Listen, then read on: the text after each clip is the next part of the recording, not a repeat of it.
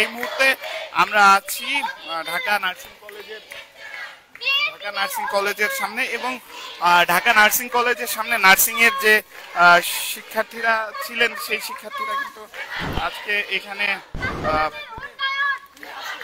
মানববন্ধন করেছে এবং দীর্ঘদিন ধরে তাদের কিন্তু এখানে মানববন্ধনের পাশাপাশি তারা কিন্তু এখানে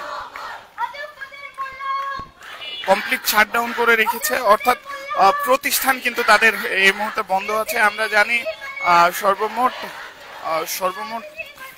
22টি প্রতিষ্ঠান তাদের বন্ধ আছে। এরা চায় যে তাদের যারা পাঠদান করবেন তারা যেন শিক্ষক হয়।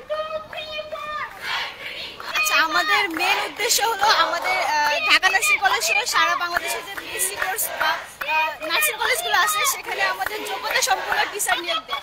যেমন হচ্ছে আমরা দেখা যায় যে প্রত্যেকটা নার্সিং কলেজে যখন নতুন করে টিচার নিয়োগ দেয় 30 থেকে 40 বছর ওনারা হসপিটালে চাকরি করে, তারপর হচ্ছে শেষ 2-1 বছরের জন্য বিভিন্ন কলেজগুলোতে নার্সিং কলেজগুলোতে লেকচার মানে সংযুক্তিতে ওনারা টিচার হয়ে চলে আসে।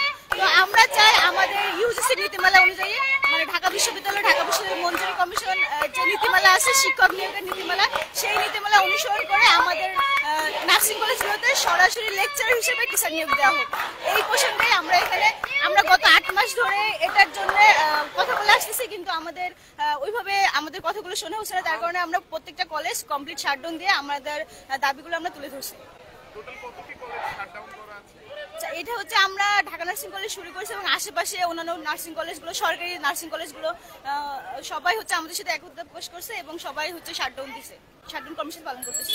প্রথমেই আপনি প্রশ্ন করেছেন যে হচ্ছে আমাদের স্লাইড রিডিং নোমর যে বিষয়টা, আমাদের যেই বর্তমান যে শিক্ষকগুলো আছেন তারা সরাসরি হাসপাতাল কর্তৃপক্ষ থেকে নিয়োগপ্রাপ্ত আর সরাসরি হসপিটাল থেকে ক্লিনিক্যাল প্র্যাকটিস করে চলে আসেন। তাদের একটা লেকচারার হওয়ার জন্য যে নির্দিষ্ট একটা স্কিল থাকা দরকার সেটা আমার মনে হয় না তাদের আছে, এবং তারা ইউজিসির যে শিক্ষক নিয়োগের নীতিমালা সেটাকে বৃদ্ধাঙ্গুলি দেখিয়ে তারা হচ্ছে এখানে এসেছেন আর কি, একরকম পেশি বলে আর কি। তো আমরা চাই যে হচ্ছে ইউজিসি বিশ্ববিদ্যালয় মঞ্জুরি কমিশনের যে নীতিমালা আছে সেই নিয়োগ বিধি অনুযায়ী আমাদের টিচার নিয়োগ হোক, যাতে করে আমাদের যে আমরা যত এই সায়েন্স ব্যাকগ্রাউন্ড থেকে আসা স্টুডেন্টরা যারা বিসিএস ক্যাডারদের থেকে ক্লাস করে অভ্যস্ত, ইন্টারমিডিয়েট লেভেল থেকে বা অন্যান্য থেকে যারা এসেছি, তারা কিন্তু মানে বিসিএস ক্যাডার টিচারদের কাছ থেকে ক্লাস করে অভ্যস্ত। তো তাদের এখন এই পরিস্থিতিতে এসে তাদের এই যে ঘুম ক্লাস, এই ক্লাস কিন্তু আর চলছে না। এর জন্যই আমরা বলছি যে slide reading no more. Even তারা স্লাইডটাও রিডিং করতে পারতেছে না, তারা হচ্ছে আমাদের বোঝাইতে পারতেছে না।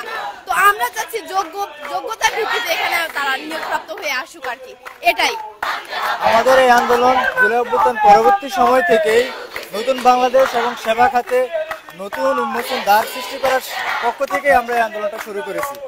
দীর্ঘদিন ধরে আমরা বিভিন্ন মন্ত্রণালয় থেকে শুরু করে উপদেষ্টা থেকে শুরু করে সব জায়গায় আমরা গিয়েছি, কিন্তু সেখানে ওনারা আমাদেরকে পজিটিভ রেসপন্স দিলেও আমাদের সকল কিছু বাস্তবায়নের জন্য বিভিন্ন চেষ্টা করলেও ডিপ্লোমা টিচাররা বিভিন্ন ষড়যন্ত্রের ফলে দীর্ঘ 8 মাস ধরে এই প্রক্রিয়াগুলো আটকে আছে।